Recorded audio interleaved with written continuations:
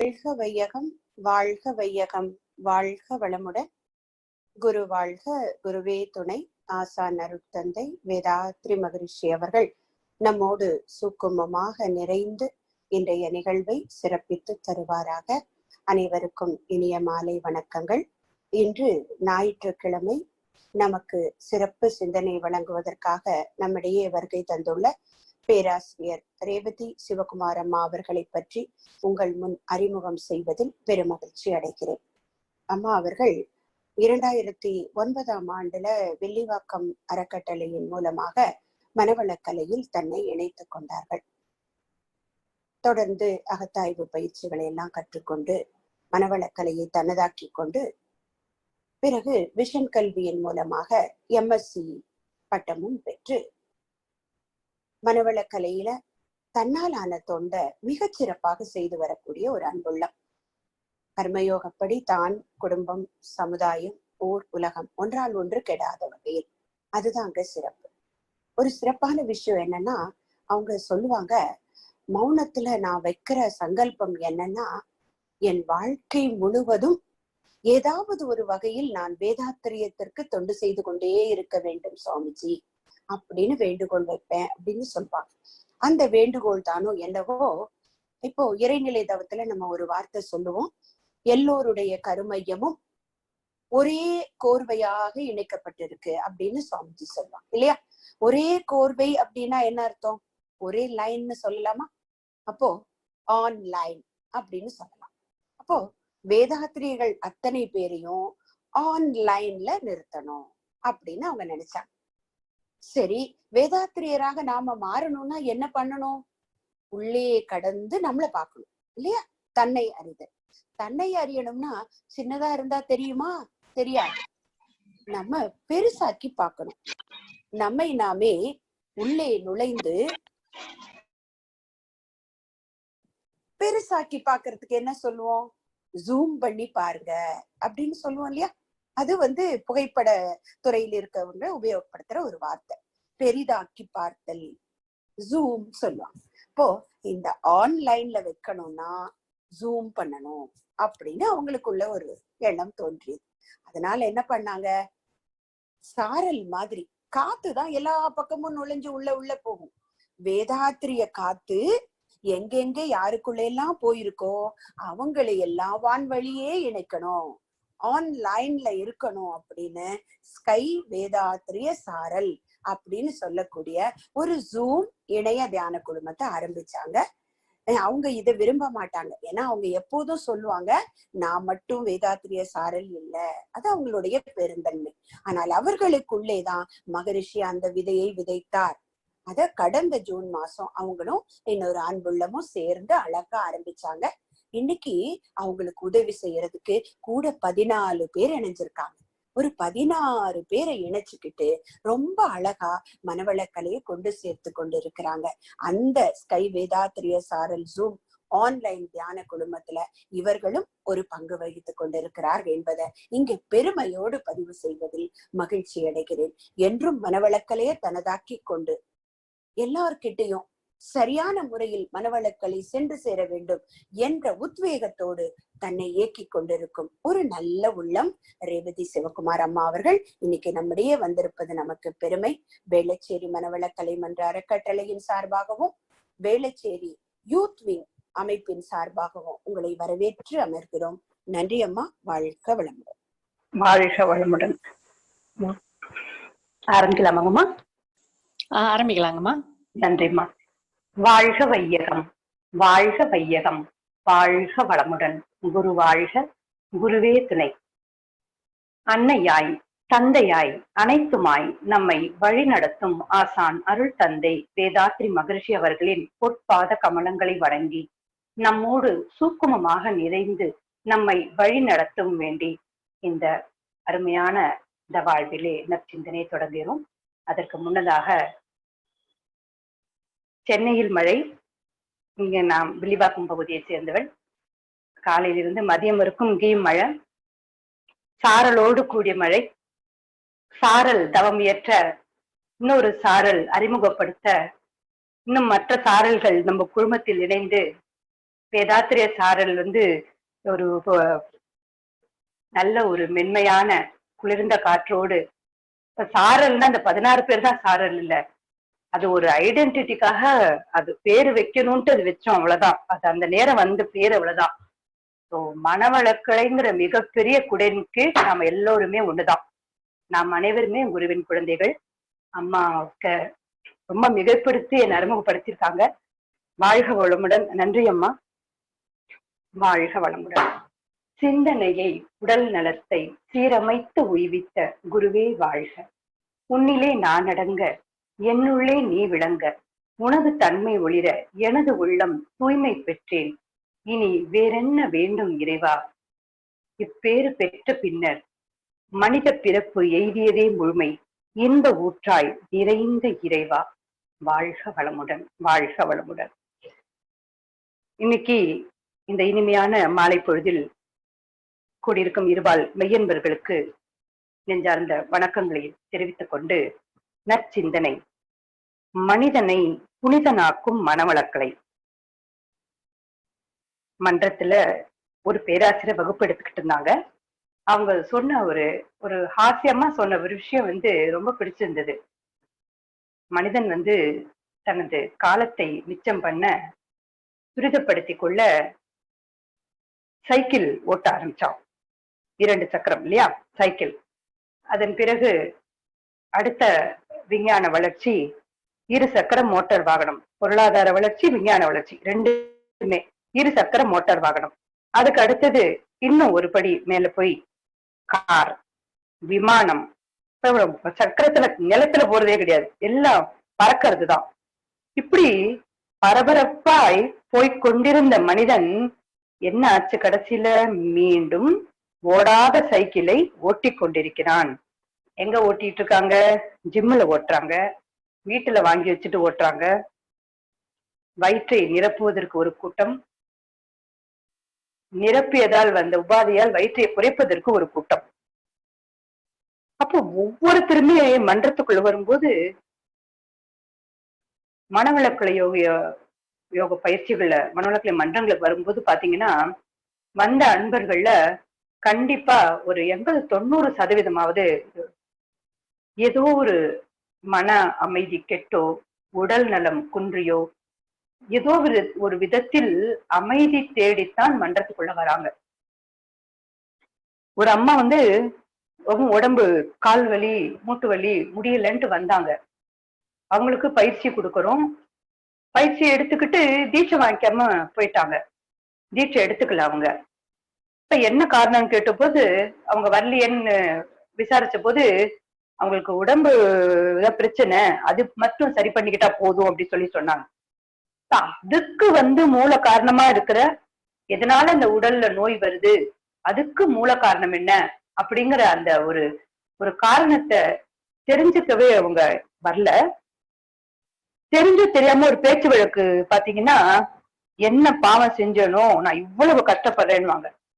மனவளக்குள்ள வந்த அப்புறம், அகத்தாய்வு பயிற்சிகள்லாம் எடுத்த அப்புறம் நமக்கு தெரியும், பதிவுகள்னாலதான் நமக்கு உடலிலும் உள்ளத்திலும் துன்பங்கள் வருகிறது அப்படின்னு.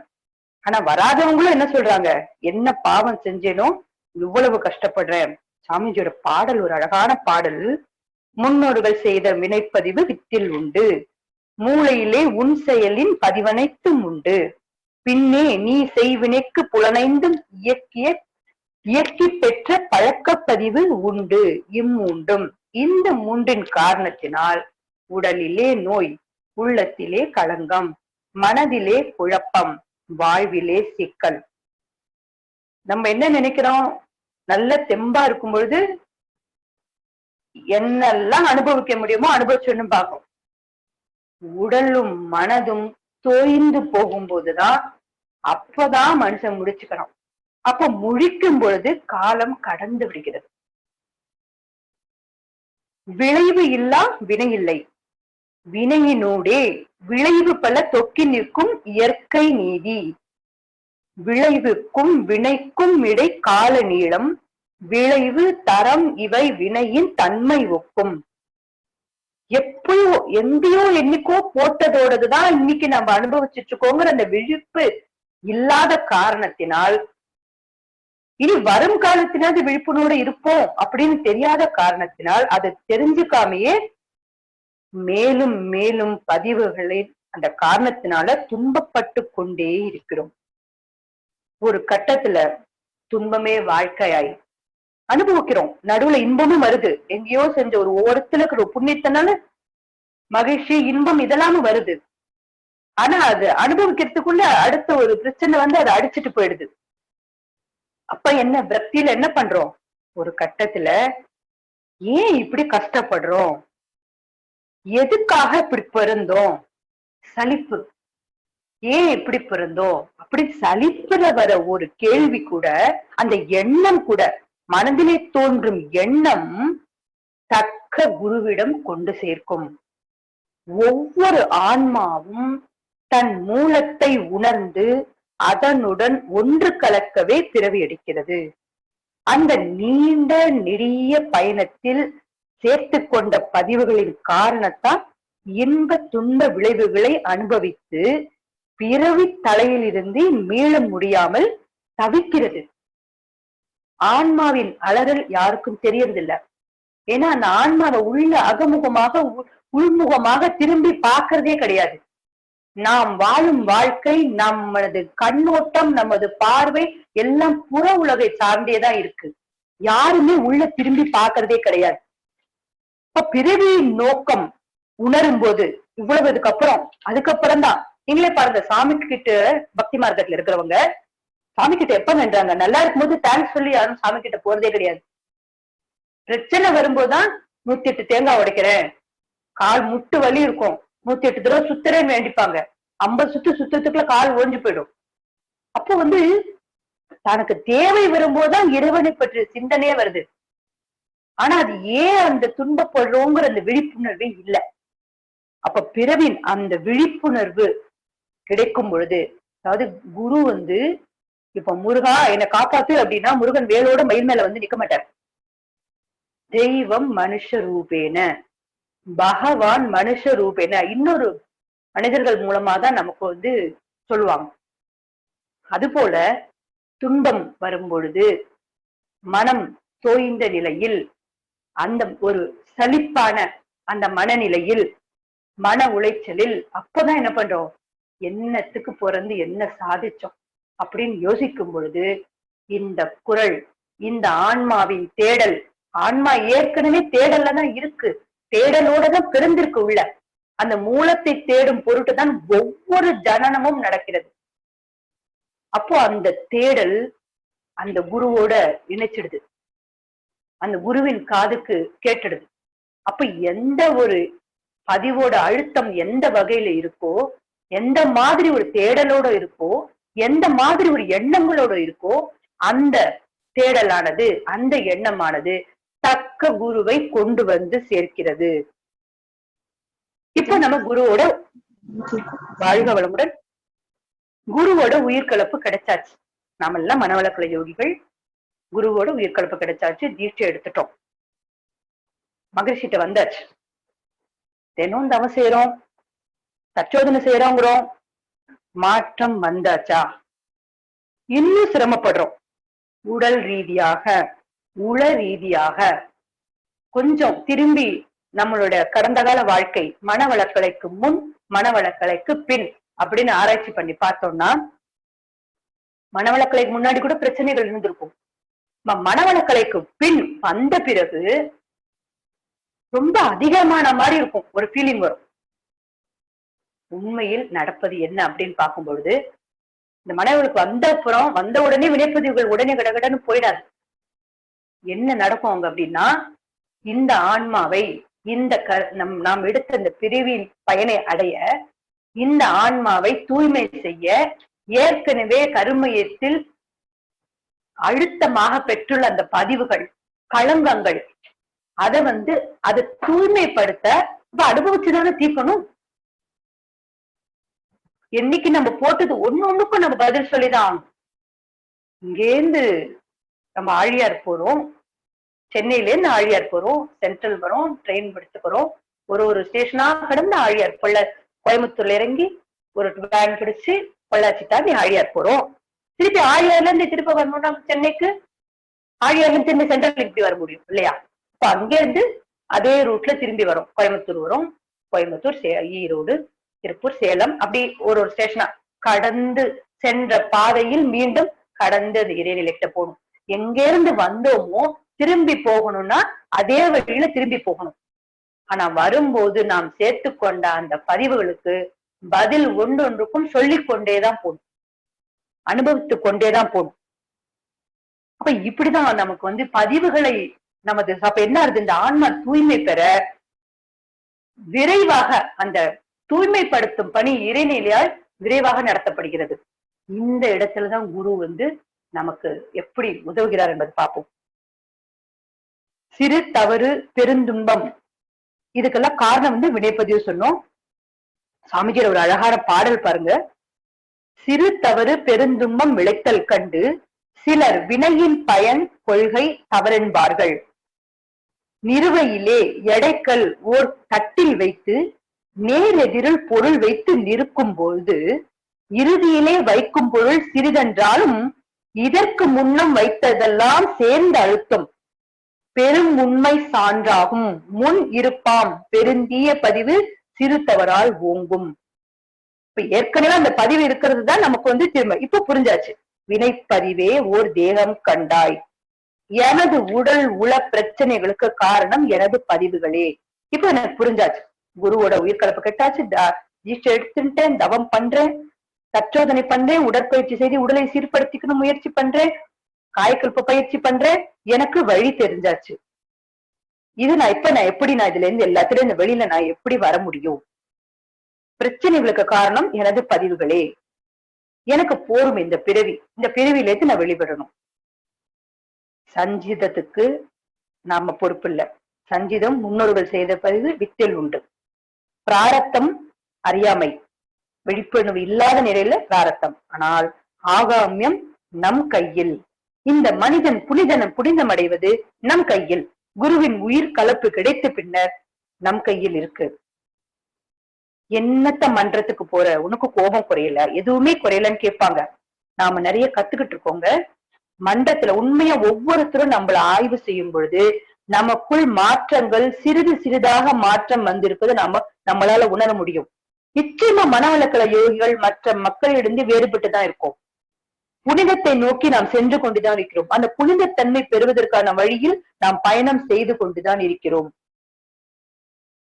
வீட்டுல கூட கேட்பாங்க, மன்றத்துக்கு போயிட்டே இருக்கியே, மகரிஷியே என்ன கத்துக்கிட்ட அப்படின்ட்டு மனவளக்கல் இல்லாதவங்க கேட்பாங்க. நிறைய கத்துக்கிட்டோம். அனைவன் நிறை காண கற்றுக்கொண்டோம், பொறுமை காக்க கற்றுக்கொண்டோம், அன்பு பாராட்ட கற்றுக்கொண்டோம், சகிப்பு தன்மையை வளர்த்து கொண்டோம், விட்டு கொடுக்க கற்றுக்கொண்டோம், எதையும் இறைநீதி என்னும் பக்குவத்தோடு ஏற்றுக்கொள்ள கற்றுக்கொண்டோம், அனைவரையும் சமமாக பாவித்து மதித்து நடக்க கற்றுக்கொண்டோம், கற்பு நெறி என்னும் ஒழுக்க பண்பாடு என்ன முதலில் தூய்மை செய்து கொண்டு வாழ கற்றுக்கொண்டோம், எவருக்கும் தீங்கு செய்யாதிருத்தலை கற்றுக்கொண்டோம், அனைத்துயிரையும் இறைநிலையின் பிம்பமாக கண்டு மதித்து நடக்க கற்றுக்கொண்டோம், அனைவருக்கும் உதவ கற்றுக்கொண்டோம், பாரபட்சமின்றி. இன்னும் நிறைய இருக்கு, சொல்லிக்கிட்டே போலாம். இப்ப பதிவுகள் மனவளக்கலை வரும், பதிவுகளை போக்கணும். அதுக்கு என்ன வழி? பிராயச்சித்தம் செய்து நம்மளை நாம் தூய்மை செய்து கொள்ளணும். தீமையை நீக்க நற்காரியங்களில் ஈடுபடுதல். ஏற்கனவே ஒரு செயலினால் செய்யப்பட்ட தீய பதிவை இன்னொரு நற்பதிவு செய்து அதற்கு முன்னால் செய்த செயல்பட முடியாமல் செய்வது. இறை உணர்வு பெற்று செயல் விளைவை மதித்து எவ்வுயிருக்கும் தீங்கு செய்யாத விழிப்புணர்வுடன் செயலை செய்து வாழ்தல். பாவப்பதிவுகள் தோன்றாது, முன்வினையும் இதனால் அடியோடு முறிந்து போகும். நான் இப்ப ஏற்கனவே சொன்னேன் இல்லையா, சஞ்சிதத்துக்கு நமக்கு தெரியாது. பிராரப்தம் 3 வயது முதல் இன்று வரை, இந்த க்ஷணம் வரை, தீட்சை எடுத்த வரை நமக்கு அறியாமையில் செய்த தவறுகள். ஆகாமியம் நம்ம கையில், விழிப்புணர்வுக்கு வந்தாச்சு. என்ன பண்ணணும்? அதுவும் எப்படி? அயராத விழிப்புணர்வு, விளைவறிந்த விழிப்புணர்வு. எப்படி செய்யணும்? அனுதினம் தவம் செய்யணும். நமது அருட்தந்தை அவர்கள் கொடையாய் கொடுத்த இந்த பயிற்சிகளை தொடர்ந்து செய்வனும்.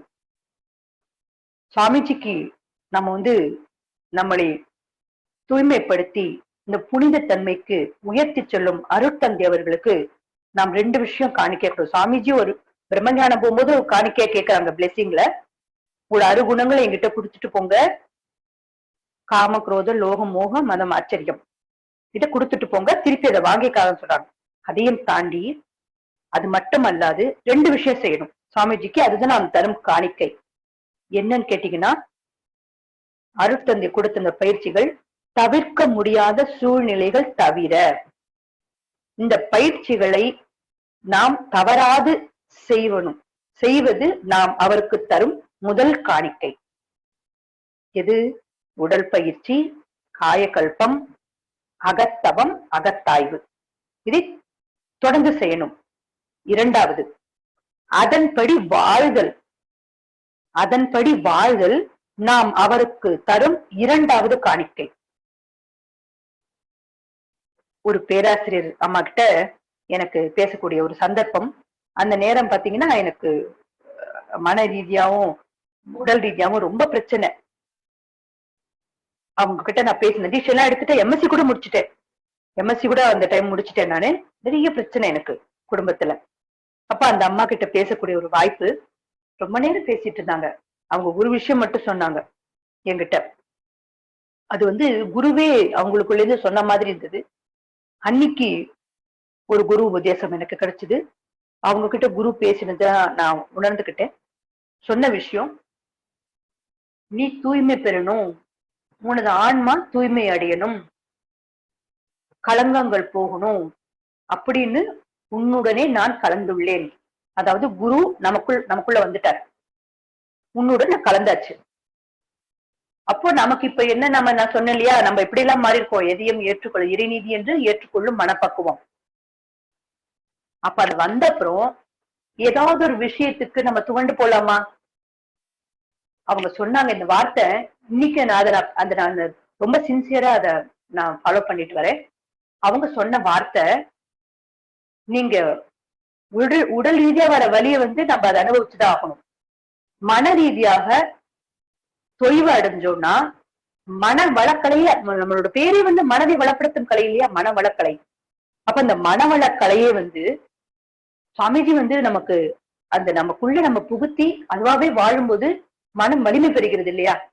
அப்ப நம்ம அதை இவ்வளவு கத்துக்கிட்டு எம்எஸ்சி முடிச்சாச்சு, அவத்தவி பயிற்சிகள்லாம் முடிச்சிருக்கோம், தினம் ஆழியார் வருஷம் போயிட்டு வரோம், அவ்வளவு தவம் பண்றோம். அப்பவும் மனம் தொய்வடைந்தோம் என்றால் உங்களுக்குள்ள இருக்கிற குரு வந்து வருத்தப்படுவார். நீ அமைதி பெறணும் தானே நான் உனக்குள்ள வந்தேன், நீ இப்படி அமைதி இல்லாத இருந்தேன்னா நான் எப்படி எனக்கு ஒவ்வொரு மனவள கலைஞன் உள்ளேயும் குரு இருக்கார்.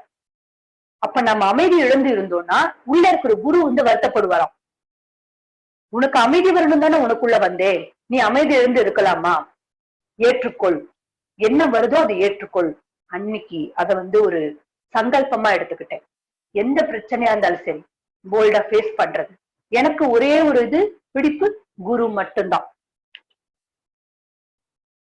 இந்த புனிதம் அடைஞ்சிட்டு இருக்கோங்கிறதுக்கு இன்னொரு ஒரு உதாரணம். கடந்த எலெக்ஷன், தமிழ்நாடு அசம்பிளி எலெக்ஷன், அந்த நேரம் வந்து ஆழியார்ல போயிருந்தோம். எலெக்ஷன் நடக்கல, ஆரம்பிக்கல, அதுக்கு முன்னாடியே போயிட்டு வந்துட்டோம் ஆழியாருக்கு. இப்ப ஆழியார் முடிச்சுட்டு நாங்க வந்து ஆழியார்ல இருந்து கிளம்புறோம் மத்தியானம். அது எலெக்ஷன் டைம். அப்ப வந்து பாத்தீங்கன்னா ஃபுல்லா கோயம்புத்தூர்ல எல்லா இடத்துலயும் அந்த வழியெல்லாம் போலீஸ் பாதுகாப்பு. ஒரு 2 கிலோமீட்டருக்கு 1 கிலோமீட்டருக்கு ஒரு தடவை அங்கங்க ஒரு 15-20 போலீஸ், அவ்வளவு ஒரு செக்கிங் நடக்கிறது. பணம் பட்டுவாடை நடக்கிறதான்னு செக் பண்றாங்க. எல்லா வண்டியும் மறிச்சு அங்க வந்து சோதனை பண்றாங்க. நம்ம வண்டியும் நிறுத்தினாங்க, நாங்க வந்த வண்டியும் நிறுத்தினாங்க. எங்களோடதுல வந்து நாங்க 3 மணிக்கு கிளம்பினோம் ஆழியார்ல இருந்து. இரவு வந்து 9 மணிக்கு ப்ளூ மவுண்டன் ட்ரெயின் பிடிக்கணும் இங்க. அப்போ அவங்க நிறுத்திட்டு, அதுல எங்க குரூப்ல இருந்தாங்க, அங்கேயும் 16 பேர் தான். நாங்க 16 பேர் தொடர்ந்து போயிட்டு வந்துட்டு இருக்கோம் ஆழியாருக்கு. அவங்க எங்க குரூப்ல ஒருத்தங்க மட்டும் யூனிஃபார்ம் மாத்தல, மத்த எல்லாரும் நாங்க ட்ரெஸ் சேஞ்ச் பண்ணிக்கிட்டோம். அந்த போலீஸ் எங்க ஜிபே எங்களை நிறுத்திட்டு செக் பண்ணணும் அப்படின்னு சொன்னாங்க. சரின்ட்டு பின்னாடி டிக்கி ஓபன் பண்ணணும் அப்படின்னு சொல்லிட்டு அவங்க 2 பேர் பண்ணிட்டாங்க. முன்னாடி இந்த ஒருத்தர் வந்து இப்படி எட்டி பார்த்தாங்க, எங்க இருந்து வரீங்க அப்படி பார்த்தாரு, அதெல்லாம் கூட எதுவுமே கேட்கல. பார்த்துட்டு தம்பி செக்கிங் நிறுத்திருப்பா, இந்த வண்டி ஆழியார்ல இருந்து வருது, இதை செக் பண்ண வேண்டாம், இது அனுப்பிச்சுடுட்டாங்க. அங்க புனிதம் அடைஞ்சிட்டோம், அந்த இடத்துல புனிதம் அடைஞ்சிட்டோம். என்னைக்கு குருவோ நம்ம கையை பிடிச்சுக்கிட்டாரோ, நம்ம பிடிச்சிருந்தா விட்டுருப்போம், அவர் பிடிச்சிட்டு இருக்காரு, அந்த இடத்துல அந்த தெய்வீக தன்மை அடைஞ்சோம். மனவளக்கலை வேதாத்திர தத்துவங்களை உள்ளுணர்வாக பெற்று அதன்படி வாழும்பொழுது உறக்கத்திலும் கூட அந்த மனவளக்கலை யோகி தவறு இழைக்க மாட்டான். அந்த இடத்துல சொன்னாங்க, ஆழியால இருந்து வர வண்டியை அனுப்பிச்சிடுங்க, செக் பண்ணவே வேண்டாம். அந்த இடத்துல நம்ம புனிதம் அடைஞ்சோம். அது போல இன்னொரு அனுபவம், ஸ்டோர்ஸ்ல, ஆழியார்ல தான் ஸ்டோர்ஸ்ல 2-3 பேர் வந்து ஏதோ சிடி வாங்குறாங்க.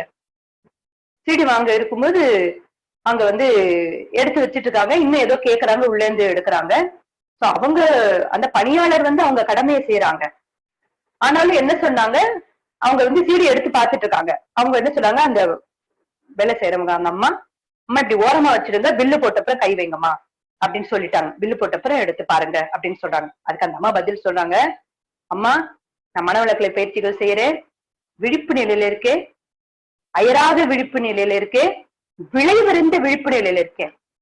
அப்போ என்ன, நம்ம ஒரு இது ஆரம்பிக்கும் போது, ஒரு செயல் தொடங்கும் போதே நம்ம விழிப்பு நிலைக்கு வந்துடும். எண்ணத்திலேயே விழிப்பு பெற்றுட்டோம். நம்மளாம் புனிதம் அடைஞ்சிட்டு தானே இருக்கோம். எல்லாருமே அந்த தெய்வீக அந்த பாதையெல்லாம் பயணிச்சுட்டு இருக்கோம். அப்ப நமக்குள்ள மட்டும் புனிதத்தன்மை இல்ல, நம்மளோட கருமையம் தூய்மை அடைய அடைய அந்த களங்கங்கள் போக போக அந்த காந்தக்களம் தூய்மை பெற பெற, ஒவ்வொருவருக்குள்ளும் இருக்கிற அந்த காந்தக்களம் தூய்மை பெற பெற நம்மை சுற்றியுள்ள உறவுகள், குடும்பம், அமைதி சொல்றாங்களாம், ஒரு குடும்பத்துல ஒருத்தர் தீட்சை கிடைச்சாலே அந்த குடும்பம் அமைதி பெற்றுடும். அந்த குடும்பத்துல மனவளக்கலை நுழைஞ்சாச்சுன்னா அந்த வீதி, அந்த ஊரே வந்து அமைதிக்கு வரும், தூய்மை அடையும் அப்படின்னு சொல்லுவாங்களா சாமிஜி. அப்போ ஒவ்வொருத்தரும், நாம் ஒவ்வொருவரும் இந்த மனவளக்கலை யோக பயிற்சிகளை செய்து நமது ஆன்மா தூய்மை பெற பெற நம்ம கிட்ட இருக்கிற அந்த எனர்ஜி அது வந்து அப்படி ஸ்ப்ரெட் ஆகுது. இன்னும் ஒரு அனுபவம், நம்மளோட WCSCயோட YouTube channel, official channel yoga TV, sky yoga டிவின்னு நினைக்கிறேன். அதுல சங்கீதா அம்மாவோட ஒரு ஸ்பீச் கேட்ட சமீபத்துல. 5 நாள் அந்த விஐபி கோர்ஸுக்கு ஒரு அம்மாவும் மகளும் வந்திருக்காங்க. வந்துட்டு முதல் நாள் கலந்துக்கிறாங்க, உடற்பயிற்சி கத்துக்கிறாங்க, அந்த குருவோட மேன்மை, கொஞ்சம் ஒரு செஷன் உடற்பயிற்சி, இன்னொரு செஷன்ல தியரி கொடுக்குறாங்க. எல்லாம் அவங்க ரொம்ப நேரம் காத்திருந்து சங்கீதா அம்மா பார்த்து பேசியிருக்காங்க, பேராசிரியர் சங்கீதா அம்மாவை பார்த்து. அப்ப அவங்க ரொம்ப வருத்தப்படுறாங்க. அவங்க என்ன சொல்றாங்க, கணவரோடு ஏற்பட்ட பிரச்சனை காரணமாக கணவரை பிரிஞ்சு நான் வந்து எங்க அம்மா வீட்டுலதான் இருக்கேன், அவருக்கு என் மேல அந்த வருத்தத்தின் காரணமாக எனக்கு வந்து விவாகரத்து நோட்டீஸ் அனுப்பிச்சிருக்காங்க, மனசு கஷ்டமா தான். அந்த பெண்ணோட அம்மா சொல்றாங்க, ஒரு மாறுதலா இருக்கட்டும், நான் இங்க கூட்டிட்டு வந்தேம்மா அப்படின்னு சொல்றாங்க. சொன்ன உடனே அம்மா சொல்றாங்க, சரி நீங்க ஒன்னும் பிரச்சனை இல்லை, நான் வந்து உங்களுக்கு வாழ்த்து எடுப்போம். அதுக்கு முன்னாடி இன்னைக்கே நான் சொல்றேன், உங்களுக்கு நான் வாழ்த்து சொல்லி கொடுக்குறேன், நீங்க வாழ்த்துங்க, தினமும் வாழ்த்துங்க. ஆழியார் வந்திருக்கீங்க, அமைதி ஃபுல்லா எல்லா இடத்துலயுமே நிக்கமர நிறைஞ்சிருக்கார். ஆழியார் காந்தக்களம் இன்னும் அவ்வளவு ஒரு ரொம்ப நல்லா இருக்கும். ஓங்கார மண்டபத்திலயும் சரி, சுவாமிஜி சமாதி இருந்து தவம் பண்ணி வாழ்த்துங்க, கண்டிப்பா நம்ம பார்ப்போம் அப்படின்னு சொல்றாங்க. 2 நாள் ஆச்சு, 3 நாள் ஆச்சு, 4வது நாள் அந்த அம்மா வந்து, அந்த பெண்ணும் அம்மாவும் திரும்பவும் காத்திருந்து சங்கீதா அம்மாவை சந்திச்சு பேசுறாங்க. அம்மா நல்ல விஷயம் நடந்திருக்குமா அப்படிங்கிறாங்க. என்ன விஷயம்னா, அவர் வந்து மனசு மாறிட்டாராம் கணவர், இவர் பிரிவு நினைச்சு வருந்துறாராம். நான் தப்பு பண்ணிட்டேன், நான் தான் தேவையில்லாத உன் மேல கோவப்பட்டுட்டேன். போன் பண்ணாராம். அவருக்கு வந்து இவங்க 2 பேரும் ஆழியார் வந்ததே தெரியாது. இந்த பொண்ணு கோச்சுக்கிட்டு அம்மா வீட்டுக்கு போயிருக்கான்னு அவங்க மனைவிக்கு போன் பண்ணிருக்காங்க. இவங்க மிஸ்டு கால் பார்த்துட்டு சாயந்தரம் கிளாஸ் எல்லாம் முடிஞ்சிட்டு கால் பண்ணி பேசும்போது அவர் மன்னிப்பு கேட்டிருக்காரு. அப்ப வந்து, இல்லைங்க நான் ஆழியார் வந்திருக்கேன், நீ இரு, நான் வந்து உன்னை உங்க அம்மா வீட்டுக்கு வந்து உன்னை நான் கூட்டிட்டு போறேன், அங்க வந்து நான் உன்னை கூட்டிட்டு போறேன், நமக்குள்ள இனிமே பிரிவே வரக்கூடாது அப்படி சொல்லி மனம் வருத்தப்பட்டு நான் விவாகரத்து நோட்டீஸ் அனுப்பிச்சது கூட அவர் வாபஸ் வாங்கிட்டாராம்.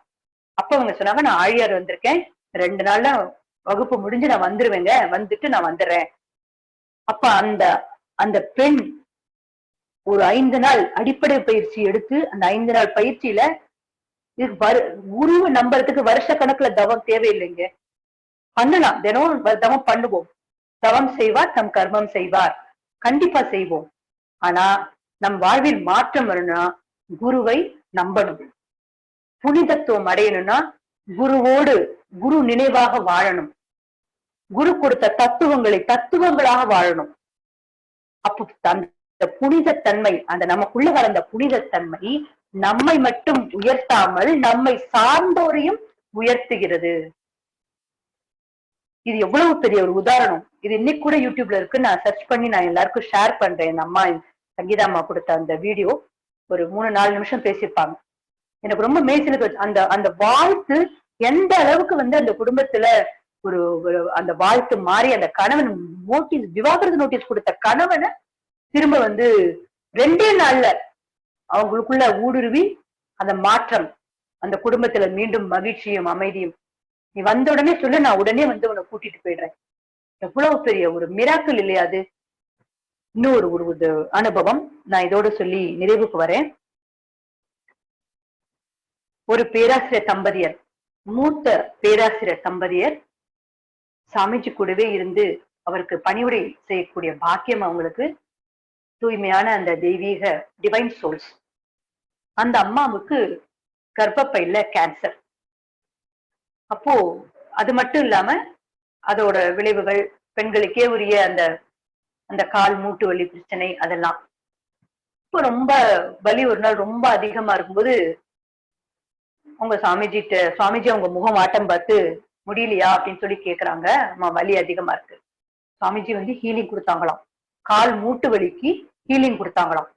அவங்க ஹீலிங் கொடுத்த உடனே அந்த அம்மா பேராசிரியர் அம்மாவுக்கு வலி சரியாயிடுச்சு. கால் மூட்டு வலி சரியாயிடுச்சு. அப்ப சுவாமிஜி சொன்னாங்கன்னா, காலுக்கு மேல நான் ஹீலிங் கொடுக்க மாட்டேன். ஏன்னா அந்த கர்ப்பப்பை பிரச்சனை நீ அனுபவிச்சு தீர்க்கணும். வினைப்பதிவின் காரணமாக இருக்கிற அந்த பிரச்சனையை நீ அனுபவிச்சு தீர்க்கணும்.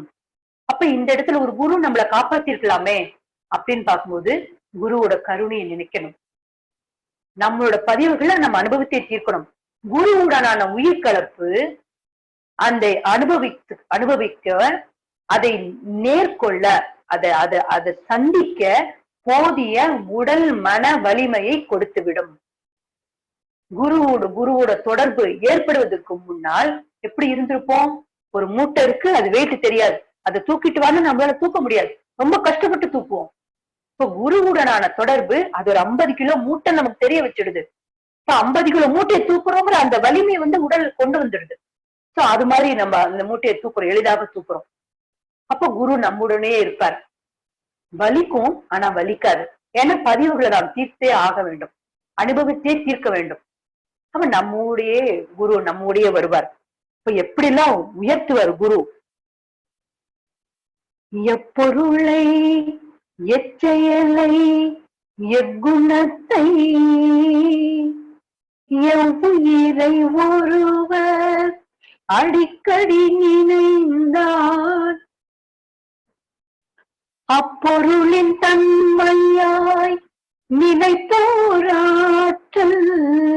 அறிவினிலும் உடலினிலும் மாற்றம் காணும் இப்பெருமையில் மோக்க நியதியாகும் எவரொருவர் குருவை மதித்து ஒழுகினாலும் தப்பாது குரு உயர்வு மதித்தோ தம்மை தரத்தில் உயர்த்தி பிறவி பயனை நல்கும்.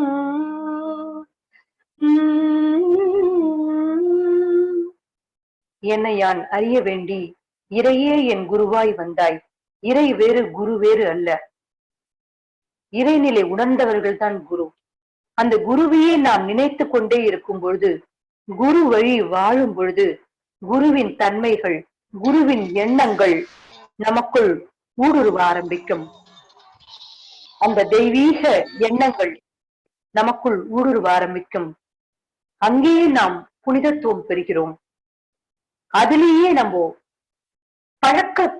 பழக்கத்தின் காரணமாக நமக்கு நம்மளுடைய பதிவுகள் நம்மளை இழுத்தா கூட குருவை பற்றிய சிந்தனை, குருவுடனான உயிர் கொழப்பு, குருவுடனான உயிர் சேர்க்கை, குருவுடனான தொடர்பு, குரு நினைவு நம்மை அதிலிருந்து மீட்டெடுத்து இந்த புனிதமான தெய்வீக பயணத்தில் குருவின் கரங்கள் அழுத்து பிடிச்சுக்கிட்டு அந்த நாம் பெற்ற இந்த வாழ்க்கையை தெய்வீக இந்த பாதையில், இறை தேடும் இந்த பாதையில் நம்மள புனிதத்துவத்தை நோக்கி நம்மளை அழகாக அழைத்துச் செல்லும் என்று கூறி, மனிதனை புனிதனாக்கும் இந்த மனவளக்கலை ஒரு பொக்கிஷம்.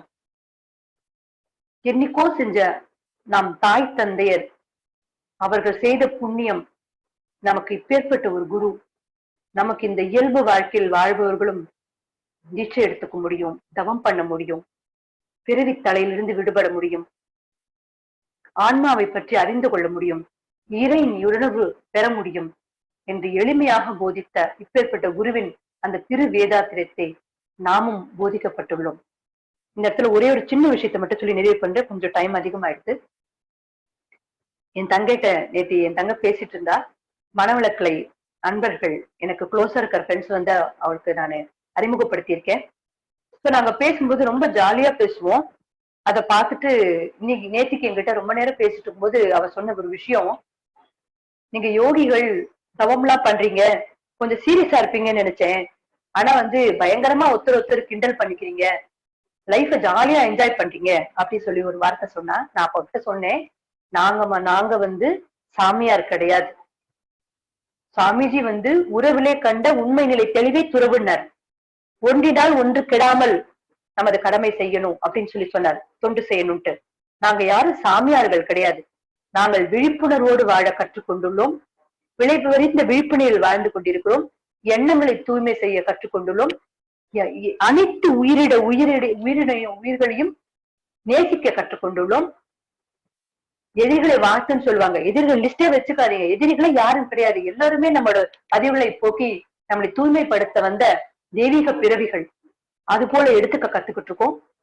இந்த புனிதமான இந்த தெய்வீக பாதையில நாங்க யாரும் சாமியார் கிடையாது. நாங்க வந்து வாழ்க்கையை துறக்கவில்லை.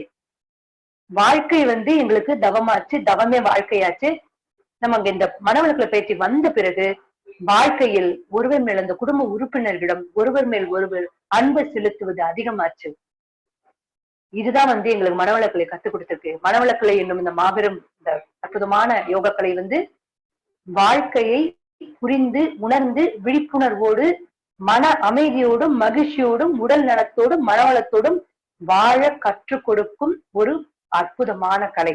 இதில் நாம் அனைவரும் தொடர்ந்து பயிற்சிகள் செய்து பிறவி தலையிலிருந்து விடுபட அந்த வாழ்வில் ஆனந்தத்தையும் அமைதியும் நீடித்து நிற்க இறையருளையும் குருவர்களையும் கைப்பற்றி கொண்டு இத்தனை நேரம் பொறுமையாக இந்த உரையை கேட்டுக்கொண்ட அனைவருக்கும் நன்றி பாராட்டி மன அமைதியோடும் நிறைவோடும் நிறைவு செய்து கொள்கிறேன். இறை பேராற்றலுக்கு நன்றி, குரு மகானுக்கு நன்றி. எனது இந்த சிந்தனை வழங்க பரிந்துரை செய்த பேராசிரியர் உமா ஸ்ரீகாந்த் அம்மா அவர்களுக்கும் நன்றி தெரிவித்துக் கொண்டு, அறிமுகப்படுத்திய கோதை அம்மாவிற்கு மற்றும் நிர்வாகிகள் அனைவருக்கும் நன்றி பாராட்டி மன நிறைவோடு நிறைவு சொல்கிறேன். அனைவருக்கும் நன்றி. வாழ்க வளமுடன். வாழ்க வளமுடன்மா. மனசுல இருந்த பல கேள்விகளுக்கு அம்மாவோட உரையில நிறைய பதில் சொல்லிட்டீங்க.